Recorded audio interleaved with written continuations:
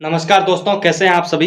आप सभी का स्वागत है भारत के भूगोल इस सीरीज के अंदर। भारतीय अर्थव्यवस्था के अंदर अर्थव्यवस्था का जो टॉपिक है उसमें से एक क्लास अपने जो थ्योरी की और कुछ प्रश्न जो पीवाईक्यू थे 2020 से लेके 2025 के बीच में से कुछ प्रश्न कल किए थे और बाकी वाले टॉपिक आज पूरा करने जा रहे हैं। तो आप सभी का स्वागत है माइंड मोड स्टडी में। आप सभी का स्वागत है इस माइंड मोड स्टडी में। और हाँ, ये जो पीडीएफ अगर बनती है वो अगर आप चाहते हैं तो पीवाईक्यू की पीडीएफ अपना टेलीग्राम के ऊपर मिल जाएगी आपको।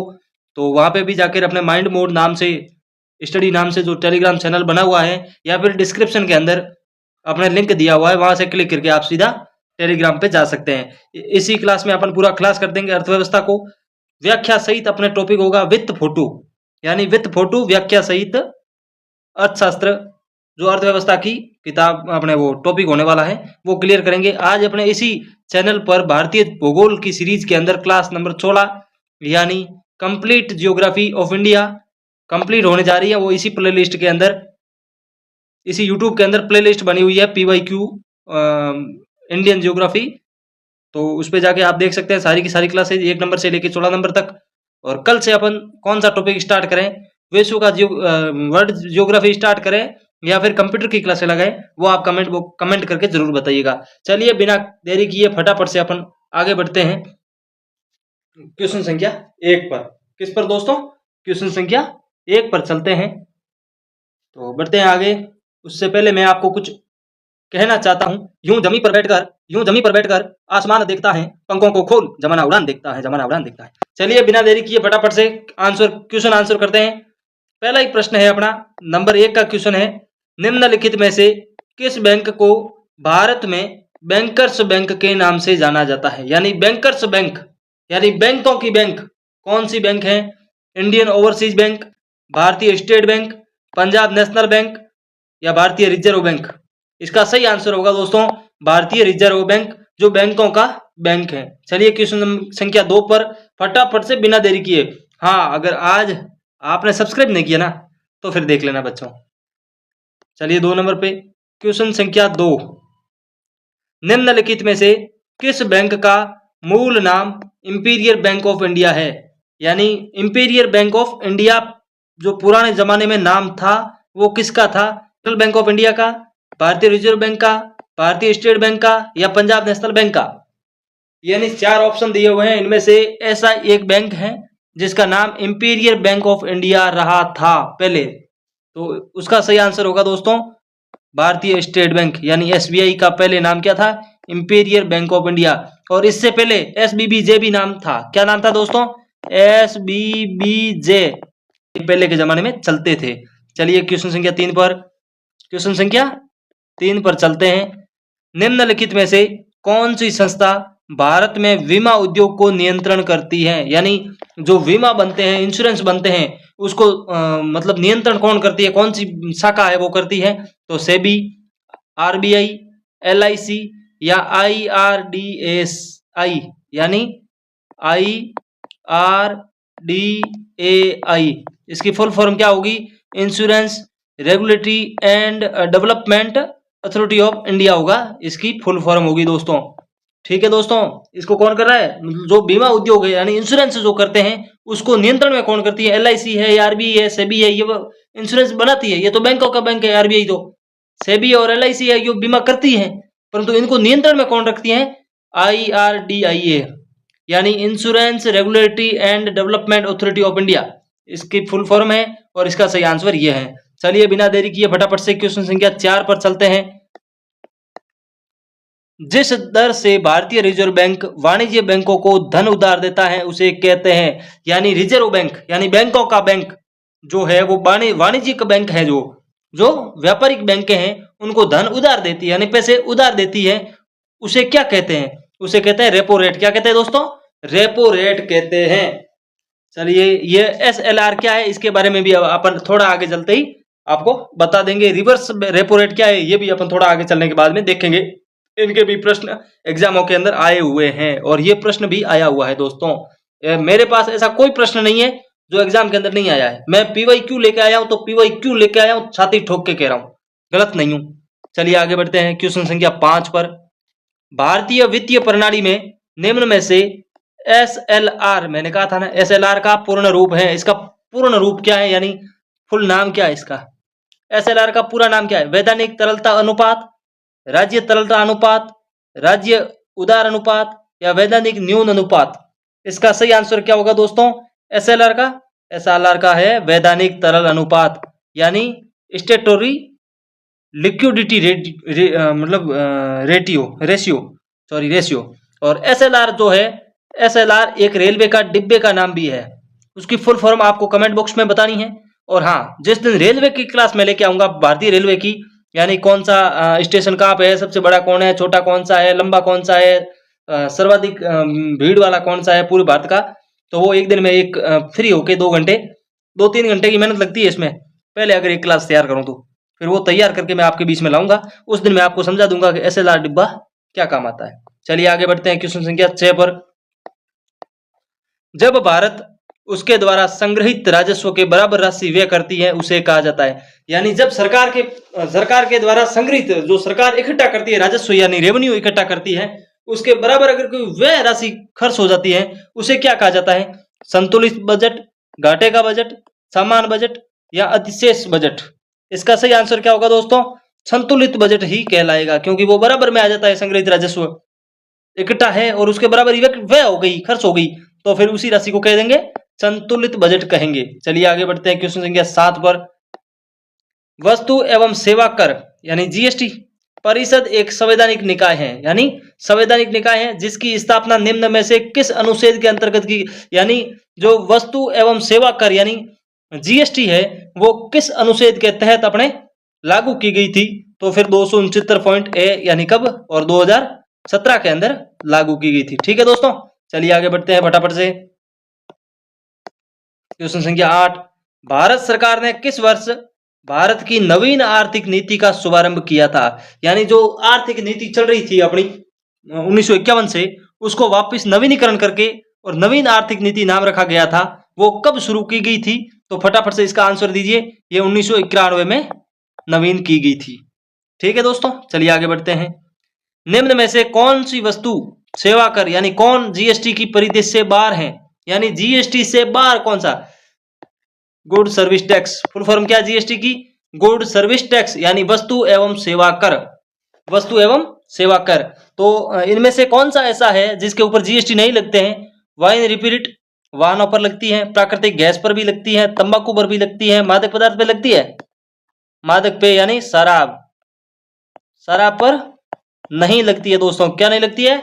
GST नहीं लगती है। और पुस्तकों पर लगती है, ठीक है, शिक्षा के ऊपर लगती है दोस्तों, शिक्षा पर GST लगती है, धार्मिक अनुष्ठानों पर GST लगती है, या फिर धार्मिक जो होते हैं क्रियाक्रम है या फिर कर्म कांड है, जैसा कोई हवन करने के लिए अपन कोई सामग्री लेते हैं उस पे भी GST लगता है। और वो संसद वाला वीडियो भी बहुत अच्छी तरीके से वायरल हुआ था। शिक्षा पे भी लगती है। जिस देश के अंदर किताबों के ऊपर 30% GST ली जाती है ना दोस्तों, उस देश का दुर्भाग्य है, उस देश का दुर्भाग्य है, उनके शिक्षाविद युवाओं का दुर्भाग्य है। वो शराब के ऊपर GST नहीं लेते हैं, यानी मादक पदार्थ है जो शराब है ना, इस पे GST नहीं है। चलिए आगे बढ़ते हैं। क्वेश्चन संख्या 10 पे चलते हैं फटाफट से। भारत में केंद्र सरकार किसकी सिफारिशों के आधार पर 22 अनिवार्य कृषि फसलों के न्यूनतम समर्थन मूल्य निश्चित करती है? यानी 22 फसलें हैं, कितनी फसलें हैं कृषि के अंदर जो न्यूनतम निर्धारित मूल्य MSP क्या है दोस्तों?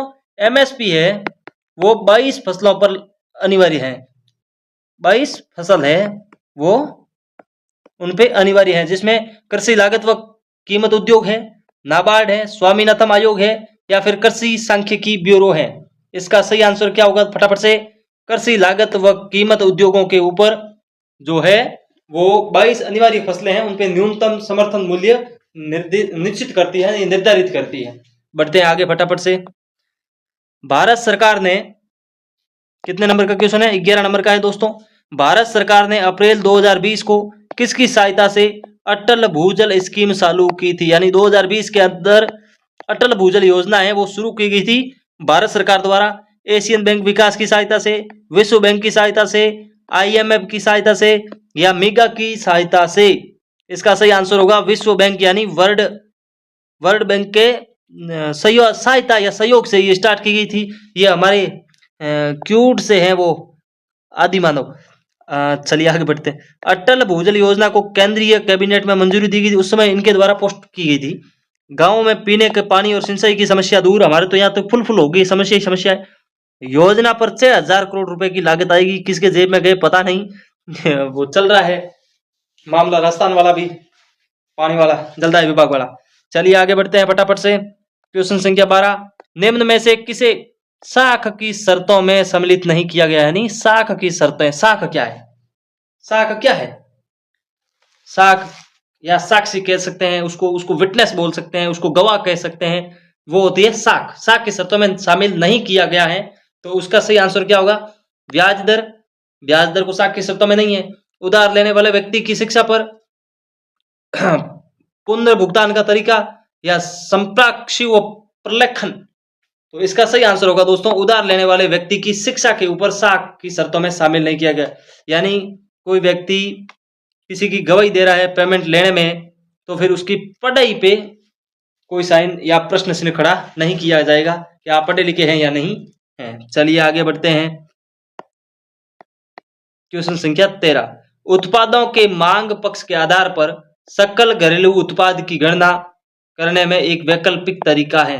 यानी सकल घरेलू उत्पाद के ऊपर जो गणना करने का मांग पक्ष है, वो उत्पादन करने में कौन सा वैकल्पिक तरीका है? वो है उत्पादन विधि, जोड़े गए मूल्यों की विधि, व्यय विधि या आय विधि।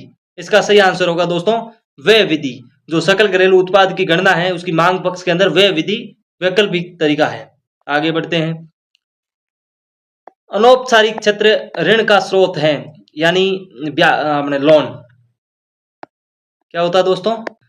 अनौपचारिक क्षेत्र जो ऋण के स्रोत हैं, व्यापारी, साहूकार, सहकारी संस्थाएं या साहूकार व व्यापारी दोनों।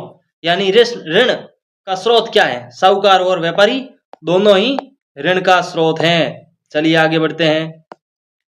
निम्न में से किसको उपभोक्ता अधिकारों में सम्मिलित नहीं किया गया है? यानी उपभोक्ता के जो अधिकार हैं उसमें सम्मिलित नहीं किया गया है। कौन से अधिकार को? सुरक्षा का अधिकार, चयन का अधिकार, शिक्षित होने का अधिकार या बोलने का अधिकार? तो बोलने का जो अधिकार है उसको उपभोक्ता अधिकार में शामिल नहीं किया गया है। व्याख्या देख लेते हैं थोड़ी अपन। उपभोक्ता अधिनियम कब लागू हुआ था? 1986 में। एक उपभोक्ता को निम्नलिखित से अधिकार प्रदान है, यानी एक व्यक्ति को से अधिकार प्रदान है।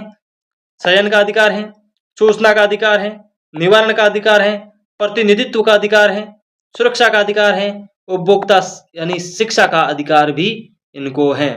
आगे बढ़ते हैं। समझ में आ गया ना आपको? समझ में आ गया हो तो कमेंट में थंब या फिर यस लिख के टाइप करें फटाफट से।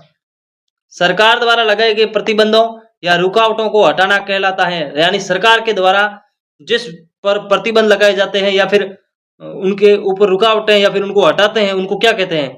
उदारीकरण, निजीकरण, वैश्वीकरण या वैश्वीकरण व निजीकरण दोनों। इसका सही आंसर क्या होगा दोस्तों? फटाफट से आंसर कीजिए, फटाफट से आंसर कीजिए। इसका सही आंसर होगा दोस्तों उदारीकरण। चलिए आगे बढ़ते हैं। क्वेश्चन संख्या 17, भारत में सतत विकास के लिए 2030 के एजेंडे को गोल 4 SDG 4 कब अपनाया गया था? यानी सतत विकास के लिए 2030 का एजेंडा क्या था?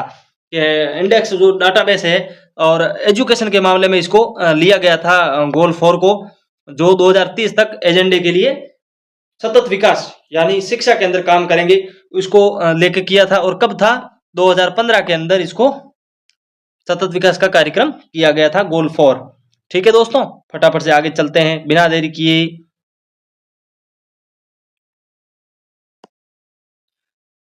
पढ़ते हैं ये कृषिगत वस्तुओं के न्यूनतम समर्थन मूल्य यानी MSP के निर्धारण हेतु कृषिगत लागतों एवं कीमतों हेतु उपयोग CACP कतिपय कारणों पर विचार कीजिए। यानी ये कारण है, इन पे विचार करना है। निम्न में से कौन सा उन कारकों में सम्मिलित नहीं है? उन कारणों में सम्मिलित नहीं है। किसके बारे में? MSP के बारे में, सॉरी। उत्पादन लागत पे, घरेलू एवं अंतर्राष्ट्रीय कीमतों पर, पिछले 3 वर्षों से न्यूनतम समर्थन मूल्यों की औसत और मांग पूर्ति की दशाएं। तो इसका सही आंसर होगा पिछले 3 वर्षों के न्यूनतम समर्थन मूल्य हैं, मूल्यों की औसत कोई नहीं मांगता इस MSP में या CACP में। तो इसका सही आंसर होगा ऑप्शन संख्या 3। आगे बढ़ते हैं। एशिया का सबसे बड़ा मलिन बस्ती क्षेत्र यानी स्लम एरिया यानी धारावी कहा जाता है जिसे, मलिन बस्ती क्षेत्र यानी बहुत भीड़ भाड़ वाली जगह है, और उसको विकास के लिए 30,000 करोड़ रुपए भारत सरकार ने आवंटन किए थे 2022 में। तो इसका एशिया का सबसे बड़ा जो है मलिन बस्ती, तो वो कहाँ पर है, तो वो है दोस्तों मुंबई में। कहाँ पर है दोस्तों, मुंबई में। चलिए आगे बढ़ते हैं। राष्ट्रीय आयोग में से अधिक के मामले में विचार किया जाता है। राष्ट्रीय आयोग में से अधिक के मामले में विचार किया जाता है, यानी राष्ट्रीय आयोग है वो किसके लिए काम करता है, इनकम टैक्स में वगैरह, उसमें भी राष्ट्रीय आयोग के बारे में ही यहीं के ऑफिसर वहां पर भी कामकाज देखते हैं। तो इसमें उधर राष्ट्रीय आयोग है वो 1 लाख रुपए प्रति व्यक्ति की बात हो रही है। 1 लाख रुपए से अधिक होगा तो राष्ट्रीय आयोग मामला देखेगा, 10 लाख से ऊपर होगा तब राष्ट्रीय आयोग मामला देखेगा, 1 करोड़ से अधिक होगा तब राष्ट्रीय आयोग मामला देखेगा, या 10 करोड़ से अधिक होगा तब राष्ट्रीय आयोग ये मामला है वो देखेगा। तो इसका सही आंसर क्या है, फटाफट से आंसर करिए आप। इसमें कंफ्यूजन वाला प्रश्न है दोस्तों, क्या है, कंफ्यूजन वाला प्रश्न है। तो इसको अपन देखते हैं ऐसे, जिला आयोग के स्तर पर, मतलब जिला स्तर पर अगर कोई ऐसा मामला है और जिला कलेक्टर या फिर जो जिला स्तर पर जो आयोग बैठता है वो देखता है 50 लाख तक। क्या तक दोस्तों, 50 लाख तक होगा तब वो निपटा देगा। अगर राज्य स्तर पर होगा, राज्य आयोग द्वारा या राज्य स्तर तक का आयोग है, वहां पर 50 लाख से 2 करोड़ तक होगा वो मामला, राज्य स्तर में निपटा दिया जाएगा। और फिर होगा राष्ट्रीय आयोग। क्या होगा दोस्तों, राष्ट्रीय आयोग 2 करोड़ से अधिक का अगर कोई मामला है तो फिर राष्ट्रीय आयोग मामला, उस मामले को देख के उसका निवारण करेगा। चलिए फटाफट से आगे बढ़ते हैं। चलिए फटाफट। भारत में बिजनेस एक्सपेंटेशन इंडेक्स यानी BEI एक्सपेंटेशन इंडेक्स निम्न में से कौन सा संगठन प्रकाशित करता है, यानी एक संगठन बना हुआ है और जो बिजनेस के बारे में इंडेक्स बनेगा उसको वो प्रकाशित करेगा।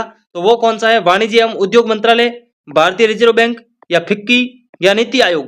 इसका सही आंसर क्या होगा दोस्तों, इसका सही आंसर होगा भारतीय रिजर्व बैंक होगा, जो बिजनेस एक्सपेंटेशन इंडेक्स बनाएगा और वो प्रकाशित करवाएगा। चलिए आगे बढ़ते हैं फटाफट से। हाल ही के वर्षों में भारत में निम्न में से कौन सा क्षेत्र विदेशी प्रत्यक्ष विनियोग के अनंत प्रवाह का सर्वाधिक प्राप्त करता है। कहना क्या चाहता है प्रश्न, जो भारत के अंदर ऐसा कौन सा क्षेत्र है जो विदेशी प्रत्यक्ष विनियोग के अंत प्रवाह का सर्वाधिक प्राप्त करता है। कृषि क्षेत्र, यानी इसमें स्पष्ट साफ साफ बात यह है, जो विदेश में जो जा रहा है कोई भी भाई निर्यात हो रहा है उसके बारे में सर्वाधिक प्राप्तकर्ता कौन है, तो कृषि उद्योग, कृषि क्षेत्र या औद्योगिक क्षेत्र, सेवा क्षेत्र या सूचना तकनीकी क्षेत्र। इसका सही आंसर क्या होगा, फटाफट से कमेंट बॉक्स में कीजिए, कमेंट बॉक्स में फटाफट कीजिए, फटाफट से दोस्तों फटाफट करो। क्या हो गया, अर्थव्यवस्था समझ नहीं आ रही है क्या?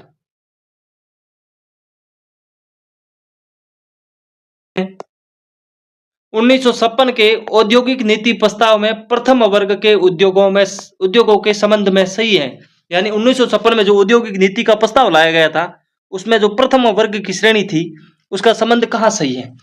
उद्योग पर सरकार का पूर्ण स्वामित्व होगा, उद्योग पर सरकार का आंशिक स्वामित्व होगा, उद्योग पर निजी क्षेत्र का पूर्ण स्वामित्व होगा, या उद्योग पर निजी व सार्वजनिक दोनों क्षेत्रों का स्वामित्व होगा। इसका सही आंसर फटाफट से कमेंट करिए, फटाफट से कमेंट करिए, फटाफट से।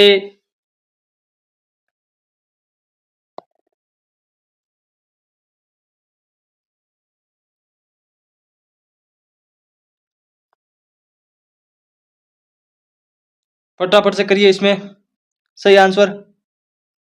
उद्योग पर निजी व सार्वजनिक दोनों क्षेत्रों का स्वामित्व होगा, उद्योग पर निजी व सार्वजनिक दोनों का अधिकार होगा। आगे बढ़ते हैं बिना देरी किए फटाफट से। आप हमारे चैनल पर अगर नए नए हैं ना दोस्तों, आप हमारे चैनल पर नए नए हैं ना, मुझे बार बार कहने का अवसर मत दो, फटाफट से इस चैनल को सब्सक्राइब कर दो, अपने दोस्तों के साथ शेयर कर दो। PYQ के लिए शेयर करना है, बाकी ज्यादा मेरे से आशा रखोगे तो फिर आपसे मैं कुछ मांगूंगा और वो मांगूंगा आपका सब्सक्राइब और आपका समय 1 घंटे का पर डे। तो फिर मतलब कुछ देखने को नजर अलग ही मिलेगा। निम्न में से कौन सा भारत में नेकलेस ऑफ डायमंड रणनीति का भाग नहीं है? इस नहीं पर जोर देने के लिए मैंने पहले भी कई बार कहा है आपको दोस्तों, कई बार कहा है, रणनीति पर भाग नहीं है। रणनीति का भाग किसका? Necklace of diamond, necklace of diamond, सांगी नेवल बेस, कोलंबो बंदरगाह, डुक्कम बंदरगाह या चबहार बंदरगाह। तो इसका सही आंसर क्या होगा दोस्तों? इसका सही आंसर होगा कोलंबो बंदरगाह। क्या होगा दोस्तों? कोलंबो बंदरगाह। चलिए इसकी व्याख्या कर लेते हैं। भारत की नेकलेस ऑफ डायमंड जो है नौसैनिक अड्डों का विस्तार है। नेकलेस ऑफ डायमंड क्या कहलाता है? नौसैनिकों का जो अड्डे का विस्तार होता है उसको बोलते हैं नेकलेस ऑफ डायमंड। के अंतर्गत सांगी नेवल बेस जो सिंगापुर में है, सवांग बंदरगाह जो इंडोनेशिया में है, डुक्म पोर्ट जो ओमान में है, और अब्जप्सन आइलैंड जो सेशल्स में है, और सबहार बंदरगाह जो ईरान में शामिल है। यानी जो नौसैनिकों का अड्डा होता है वो अड्डे अलग अलग दिए हुए हैं। तो इसमें विश्व का भी आया है कई की, और कुछ एक दो भारत के भी हैं। नेकलेस ऑफ डायमंड रणनीति जो भारत के अंदर है, और वो कौन सी है दोस्तों? वो है अपने कोलंबो बंदरगाह। तो फिर अगर आपको पूछ लिया जाए सिंगापुर में कौन सी है, तो सांगी नेवल बेस, स्वांग बंदरगाह कहाँ पर है? इंडोनेशिया में, डुक्म पोर्ट ओमान के अंदर, अजम्पशन आइलैंड जो है सेशल्स में, और सबहार बंदरगाह जो ईरान में है। फटाफट से आगे बढ़ते हैं बिना देरी किए, फटाफट चलो चलो दोस्तों चलो।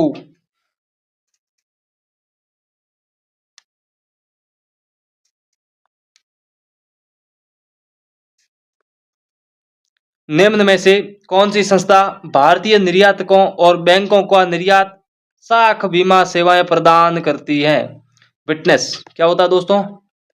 WITNESS, विटनेस, जिसको गवाही कहते हैं, जिसको साक्षी भी कहा जा सकता है। ठीक है दोस्तों, जिन्हें अपने मारवाड़ी में हाकियो भी कह सकें। तो वो है जो भारतीय निर्यातकों और बैंकों के निर्यात के बीच में जो साख होती है वो क्या कहलाती है? निर्यात साख बीमा निगम कहलाती है दोस्तों, निर्यात साख बीमा कहलाती है। चलिए आगे बढ़ते हैं। निम्नलिखित में से भारत का पहला बैंक कौन सा है? बहुत ही इंपॉर्टेंट प्रश्न है, कई बार एग्जामों के अंदर छप चुका ये प्रश्न है, 100% अगली परीक्षा में आने वाला प्रश्न है। क्या प्रश्न कौन सा है? पहले ये देख, भूल गया बच्चे, भूल गया तू? पहला बैंक कौन सा है? Bank of Hindustan, bank of Calcutta, Awadh commercial bank, imperial bank of India. इसका सही आंसर होगा बैंक ऑफ इंडिया, अरे हिंदुस्तान, बैंक ऑफ हिंदुस्तान। तो SBI का पहले नाम क्या था? इसका जो अपने अपने वो पहले नाम क्या था, वो अगर कोई बताएगा ना उसको मैं चॉकलेट भेज दूंगा ऑनलाइन। क्या भेज दूंगा? चॉकलेट दे दूंगा। चलिए आगे बढ़ते हैं। इसका आंसर होगा बैंक ऑफ हिंदुस्तान। आगे बढ़ते हैं बिना देरी किए फटाफट से। भारत में सूक्ष्म, लघु और मध्यम यानी छोटा, मध्यम और बड़ा उपक्रमों के कागज विहीन यानी बिना कागज, शून्य लागत पर रजिस्ट्रेशन यानी 1 रुपया भी खर्च न करते हुए रजिस्ट्रेशन के लिए निम्न में से कौन सा पोर्टल शुरू किया गया है? किसके द्वारा? भारत सरकार द्वारा। किसके लिए? तो जो अपने बिजनेस के लिए होता है, जो आर्थिक मंदी को देखते हुए उसमें अपना उद्योगों को बढ़ावा देने के लिए जो छोटा लोन है या मध्यम लोन है या बड़ा लोन लेने के लिए बिना कागज, बिना रुपए लगे रजिस्ट्रेशन के लिए कौन सा पोर्टल लागू किया गया है? उद्यम portal, champion portal, ramp portal या समाधान पोर्टल। एक दिन मैं ऐसा करूंगा, कैसे करें आपको बता दें, अगले संडे को देख लें। ये जो भारत सरकार और राजस्थान सरकार जो पोर्टल निकाल दिए ना, जो ऐप बनवाती है ना अपने सरकार के, वो एक दिन एक साथ पढ़ लेते हैं। अगर हाँ पढ़ना ही है तो लिख देना नीचे portal portal portal, comment box में कर दो आप, मैं ले आऊंगा। एक साथ करके सारे के सारे एक ही दिन में क्लास कर देंगे, ताकि आने वाले एग्जामों में ये प्रश्न मिलते हैं अपने को। हर एग्जाम के अंदर एक दो प्रश्न देखने को मिलते हैं ऐप के बारे में, पोर्टल के बारे में, कौन से नंबर उनके फ्री टोल फ्री नंबर है वगैरह उस टाइप से। तो इसका सही होगा उद्यम पोर्टल लाया गया है, जो लोगों को उद्यम लगाने के लिए लोन दिया जाता है। देख लेते हैं व्याख्या, देख लेते हैं इसमें। उद्यम पोर्टल 1 जुलाई 2020 को लॉन्च किया गया था। यह एमएसएमई यानी सूक्ष्म, लघु और मध्यम उपक्रम के पंजीकरण के लिए स्थापित एवं ऑनलाइन प्रक्रिया है, जिसे केंद्रीय सूक्ष्म लघु उद्यम जो मंत्रालय द्वारा लागू किया गया। कौन से मंत्रालय? केंद्रीय सूक्ष्म लघु और मध्यम उद्यम मंत्रालय द्वारा लागू किया गया। आपको पता है मेमोरेंडम ऑफ क्या होता है? मेमोरेंडम क्या होता है? मेमोरेंडम क्या होता है? आज आप अगर लोन लेने के लिए बैंक में जा रहे हो, कहाँ जा रहे हैं? बैंक में। किसके लिए? लोन के लिए। लोन के लिए अप्लाई करोगे, आपका लोन सेक्शन होगा, आपका वो जो एडवोकेट होगा वो लीगल रिपोर्ट बनाएगा। लीगल रिपोर्ट बनाने के बाद बैंक को वो लीगल रिपोर्ट सौंपेगा, जो जिसके सैंक्शन लेटर कहते हैं। क्या कहते हैं? Sanction letter. वो देने के बाद में अगर आपका लोन सेक्शन हुआ है तो फिर उसके लिए अब वर्तमान में आपको पता है जो 2 फरवरी को अपने राजस्थान सरकार में बजट पेश हुआ था, 2 फरवरी 2026 को, और उसी दिन एक नियम निकला था, वो रजिस्ट्रेशन करवाना जरूरी है। तहसील में जाके रजिस्ट्रेशन करवाना जरूरी है, और उसके बाद में आपका लोन होगा। उसके बाद में आपको लोन का पेमेंट मिलेगा, लोन वाला। और उसमें पहले जो 0.25% था, जो रजिस्ट्रेशन शुल्क लगता था, टोटल 0.25%, उसमें 0.125% कर दिया, यानी घटाया गया है।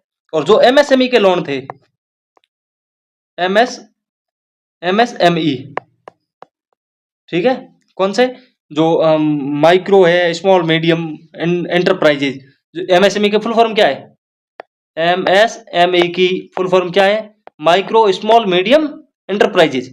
तो ये जो था उसके अंदर आपके रेट 125 लगी। और जो अपने ले रहे हैं लोन, अगर डिपॉजिट टाइटल डीड पे, किस पे? डिपॉजिट टाइटल डीड पे जो लोन ले रहे हैं, यानी कोई अपने पट्टा है जो आबादी वाला वो गिरवी रख रहे हैं वगैरह, तो उसमें आपको 0.05% यानी आधा % ड्यूटी लगेगी रजिस्ट्रेशन की, और स्टाम्प ड्यूटी तो अपने हिसाब से कैलकुलेट करता है। तो ये आपके अलग जानकारी थी। करते हैं फटाफट से। वैश्वीकरण शब्द किसने दिया था? बहुत ही अच्छा प्रश्न है, हर एग्जाम में ये प्रश्न पूछा जाता है। वैश्वीकरण शब्द किसने दिया था? तो इसका सही आंसर होगा दोस्तों थियोडोर लेविट ने। किसने दिया था? थियोडोर लेविट ने। आगे चलते हैं। दुग्ध उत्पादन की दृष्टि में भारत का विश्व में कौन सा स्थान है? याद नहीं, दूध उत्पादन, ये भी अर्थव्यवस्था ही है अपनी। दूध उत्पादन में भारत है जो विश्व में कौन से स्थान पर है? पहले पर, छठे पर, 8वें पर या 10वें पर? इसका सही आंसर होगा पहले पर अपना दूध उत्पादन में माहिर है। और भारत के अंदर अगर स्टेट का देखा जाए तो सबसे ज्यादा यूपी में दूध उत्पादन होता है। राष्ट्रीय आय लेखांकन में निम्न में से कौन सा अंतरा भुगतान नहीं है? अंतरा भुगतान क्या था, समझते हैं आप? नहीं समझ आया? भारतीय के पास जो सरकारी बॉन्ड या उनका ब्याज, या सूखा राहत भुगतान, या बेरोजगारी लाभ, या सर्वोच्च न्यायालय के न्यायाधीशों का वेतन। इसका सही आंसर क्या होगा दोस्तों? फटाफट से आंसर दीजिए। इसमें जो सर्वोच्च न्यायालय के न्यायाधीश है उनका वेतन होगा। अंतरा कहते हैं उतारना, यानी भुगतान करना, मतलब अच्छा, इसमें ये प्रश्न पूछा है सर्वोच्च न्यायालय के न्यायाधीशों को वेतन इसमें से नहीं दिया जाता है। लेखाकरण में जो अंतरा दिया जाता है वो भारतीय के सरकारी बॉन्ड है। सूखा राहत भुगतान भी किया जाता है। और बेरोजगारी लाभ यानी सरकार द्वारा जो योजनाएं निकाली जाती हैं या फिर आपदा प्रबंधन से जुड़ा हुआ मामला है उसमें ये पैसे लगाया जाता है, ना कोई एडवोकेट या ना कोई न्यायाधीशों को दिया जाता है। चलिए आगे बढ़ते हैं। निम्न में से कौन सा समाजवादी अर्थव्यवस्था के गुण नहीं है? अर्थव्यवस्था के गुण नहीं है। योजनागत अर्थव्यवस्था, उपभोक्ता की स्वतंत्रता में कमी, आय और धन के समान विवरण, न्यूनतम जीवन स्तर का आश्वासन, निश्चितता। इसका सही आंसर क्या होगा दोस्तों? इसका आंसर क्या होगा? फटाफट से दीजिए। इसका आंसर होगा उपभोक्ता में स्वतंत्रता की कमी, जो समाजवादी अर्थव्यवस्था के गुण नहीं है। आगे बढ़ते हैं। निम्नलिखित में से कौन सा पूंजीवादी अर्थव्यवस्था का अवगुण है? पूंजीवादी अर्थव्यवस्था है उसका अवगुण कौन सा है? तो उत्पादन की दक्षता और क्षमता में वृद्धि होना, आर्थिक स्वतंत्रता, एकाधिकार का उदय, या संसाधनों का सर्वोत्तम प्रयोग। तो इसका सही आंसर होगा एकाधिकार में उदय है एकाधिकार का, वो पूंजीवाद का अवगुण है। आगे बढ़ते हैं। अपना लास्ट प्रश्न है, कल वाली क्लास अपने किसकी क्लास लेनी है उसका आप कमेंट बॉक्स में कमेंट करके जरूर बताइएगा कि कौन से टॉपिक की अपन क्लास शुरू करें। वर्ल्ड ज्योग्राफी या फिर कंप्यूटर। कंप्यूटर हर एग्जाम के अंदर 10 नंबर का पूछा जाता है और स्पेशल टीचर्स भर्ती वैकेंसी भी आती है कंप्यूटर के बारे में। तो उसके बारे में अगर पढ़ना चाहते हैं तो वो फिर थ्योरी बेस होगा पूरा का पूरा करने के बाद में 40 क्लासें के आसपास अपनी क्लासें होगी। उसके बाद में पीवाईक्यू करेंगे, उसके बाद में एमसीक्यू करेंगे और उसके बाद में अपन खुद अपने स्तर पे क्वेश्चन तैयार करेंगे जो अगले एग्जाम के अंदर आ सके। राष्ट्रीय रसद नीति यानी फूड जो है अपने खाद्य नीति है 2022 की लक्ष्यों के संदर्भ में निम्न में से कौन सा कथन सही है। यानी इनके बारे में ये अपने कूट पूछ रहा है एक कि कौन सा सही है कौन सा गलत है। तो पहला पढ़ते हैं, कथन है वर्ष 2030 तक भारत में लॉजिस्टिक की लागत के घटाकर वैश्विक बेंचमार्क के करीब लाना है। ठीक है, पढ़ लिया। अगला पढ़ते हैं, वर्ष 2030 में लॉजिस्टिक परफॉर्मेंस इंडेक्स को सर्वोच्च 25 देशों में भारत को लाना है। तो ये जो 2022 में जो संसद में नीति बनी थी, सांसद अपने मोदी जी द्वारा बनाई गई थी जो राष्ट्रीय रसद नीति है, उसमें 2030 तक भारत को लॉजिस्टिक्स की लागत में घटा के वैश्विक बेंचमार्क पे भी लाना है। और दूसरा ये भी था कि लॉजिस्टिक परफॉर्मेंस इंडेक्स है उसमें 25 देशों में शामिल भी इसको करना है। तो ये दोनों सही है, दोनों सही है। थैंक यू, आप सभी का माइंड मोड स्टडी में फिर से स्वागत है। और हाँ, चलते हैं, मिलते हैं कल वाली क्लास में। और कल वाली क्लास कौन सी लेनी है तो उसका आपको कमेंट करना है और मैं वो क्लास लेके आ जाऊंगा। थैंक यू, जय हिंद।